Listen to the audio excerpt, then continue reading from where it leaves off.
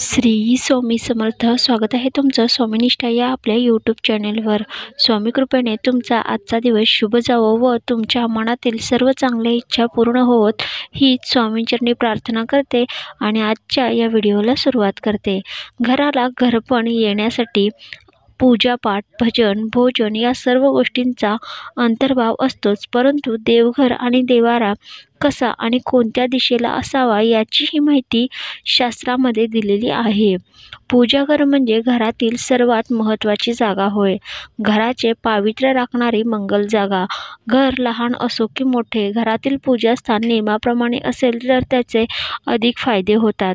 घरात जागा कमी असल्यास देवघर कुठे असावे, देवघरासाठीची योग्य दिशा कोणती जाणून घेऊया.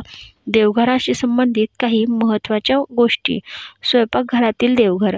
घरामध्ये देवघर बनवण्यासाठी जास्त जागा नसल्यास किचनमध्ये ईशान्य कोपरा म्हणजे उत्तर पूर्व दिशेला देवघर बनवू शकता.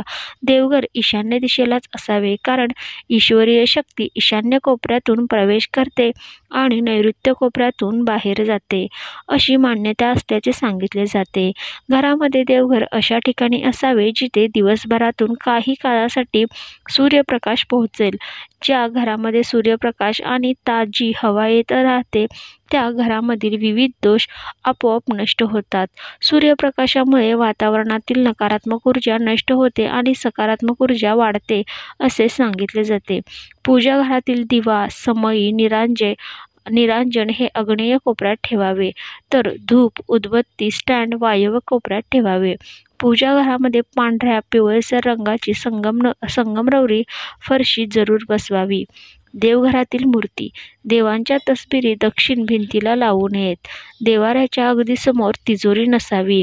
देवघराच्या वरील बाजूस निर्माल्य, माळा असू नयेत. तसेच कोणत्याही प्रकारची अडगळही नसावी.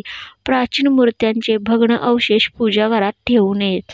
देवघरात कमीत कमी मूर्ती अगर तसबिरी असाव्यात. कुलदेवीचा टाक, मूर्ती अथवा तसबीर, इष्टदेवतेचा फोटो अगर मूर्ती, लंगडा बाळकृष्ण, नंदी व नागविरहित शंकराची पिंड काळ्या दगडाची किंवा पंचधातूची असावी. देवारातील सर्व मूर्तींची तोंडे पश्चिमेस असावी, म्हणजे पूजा करणाऱ्या यजमानाचे तोंड पूर्वेस होईल अशा पद्धतीने मांडणी करावी. शंखाचे निमुळते टोक दक्षिणेकडे तर शंकरांच्या पिंडीचे निमुळते टोक उत्तरेकडे करून ठेवावे. पूजाघराला तोरण असावे. उंबरठा असावा. देवघरात जास्त मोठ्या मूर्त्या नसाव्यात. शास्त्रानुसार देवघरात शिवलिंग ठेवू नये. जर शिवलिंग असेल तर ते अंगठ्याच्या आकारा एवढे असावे असे सांगितले जाते. तसेच देवघरामध्ये एकच शिवलिंग ठेवणे जास्त फायदेशीर आहे. एकापेक्षा जास्त शिवलिंग देवघरात असणे शास्त्रामध्ये वर्ज्य मानले गेले आहे. अन्य देवी देवतांच्या मूर्ती छोट्या आकाराच्याच असाव्यात. घरामध्ये ज्या ठिकाणी देवघर असेल तेथे चामड्यापासून तयार केलेल्या वस्तू जसे की चप्पल, बूट घेऊन जाऊ नये. देवघरामध्ये पूर्वजांचे फोटो लावू नयेत. पूर्वजांचे फोटो लावण्यासाठी दक्षिण दिशा योग्य आहे. देवघराच्या खोलीत पूजेशी संबंधित सामानच ठेवावे असे शास्त्रामध्ये सांगितलेले आहे. देवघरात महादेव, शंकरांची मूर्ती अगर फोटो पूजले जाऊ नयेत अशी मान्यता असल्याचे सांगितले जाते. देवघरामध्ये शनीची पूजा करू नये.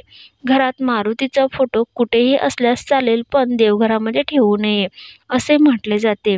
देवघरामध्ये गायत्री मातेची पूजा करू नये. गुरु व शिष्य यांची एकाच वेळी पूजा करू नये असे सांगितले जाते. देवघरात यंत्रे असल्यास ती उभी मांडू नये. जमिनीशी समांतर मांडावीत, कारण यंत्रे ही देवांचे आसन होत. एकाच देवाच्या 2 अगर जास्त मूर्ती पूजेत असू नये. एका देवतेची मूर्ती व तसबीर किंवा फोटो असेल तर हरकत नाही. देवघरात स्टोरेज करताना तेल, वाती, अगरबत्ती, तूप या साहित्याचा विचार करून कप्पे बनवावे.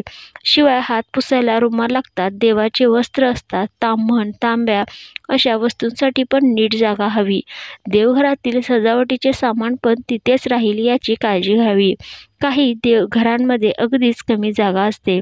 तिथे देवघर भिंतीला अडकवावे लागते आणि उभ्यानेच पूजा करावी लागते. अशा ठिकाणी पूजेचे साहित्य अन्य ठिकाणी पटकन हाताला लागेल असे ठेवावे. योग्य त्या प्रकाश व्यवस्थेमुळे देवघराचे सौंदर्य वाढते. योग्य प्रकाश व्यवस्था देवघराच्या शांततेत आणि पावित्र्यात भरच घालते. तर अशी ही देवघर कोणत्या दिशेला असावे आणि देवघराच्या काही महत्त्वाच्या नियमाबद्दलची माहिती. तर आपल्या चॅनलवर मी असेच काही उपाय, तोडगे यांची माहिती देत असते. तर अशाच काही माहितीसाठी चॅनलला सबस्क्राईब करा.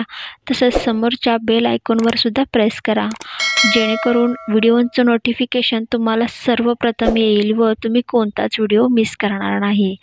तर भेटूया अशाच एका नवीन व्हिडिओसोबत. तोपर्यंत श्री स्वामी समर्थ.